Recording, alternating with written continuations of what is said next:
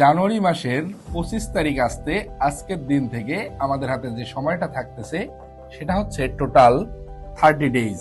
After 30 days তোমার হাতে আর কোনোদিন এমন কোনো সুযোগ আসবে না যে তুমি ঢাকা বিশ্ববিদ্যালয় ভর্তি পরীক্ষায় আরেকটা বার বসতে পারবা।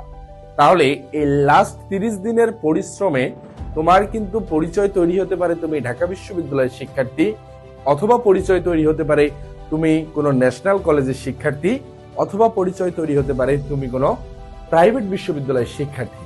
এখন তোমার হাতে তুমি কোনটাকে সিলেক্ট করবা বা তোমার আসলে পছন্দের জায়গা কোনটা এটা নিশ্চিত করার দায়িত্ব সম্পূর্ণই তোমার। এই দায়িত্ব যেহেতু সম্পূর্ণই তোমার, এই ক্ষেত্রে তোমার হাতে আসলে কি করণীয়, লাস্ট মোমেন্টে তোমার এই 30 ডেজ কে জীবনের সেরা সময় হিসেবে উপলব্ধি করতে না পারলে, জীবনের সেরা সময় এই কারণেই বলবো, এই 30 দিন পরে তুমি আজীবন চেষ্টা করেও আরেকবার ঢাকা বিশ্ববিদ্যালয় ভর্তি পরীক্ষায় বসতে পারবা না।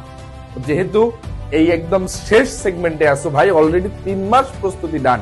শেষ মুহূর্তের প্রস্তুতিটাকে হালকা করে অবশ্যই যাতে তোমার বিশ্ববিদ্যালয়ে চান্স পাওয়ার যে পথটা আছে এটা আর বেশি কঠিন না হয়, ইনশাল্লাহ প্রথম পরীক্ষায় তোমার চান্স হয়ে যাক, আমি এই প্রত্যাশাটাই করি।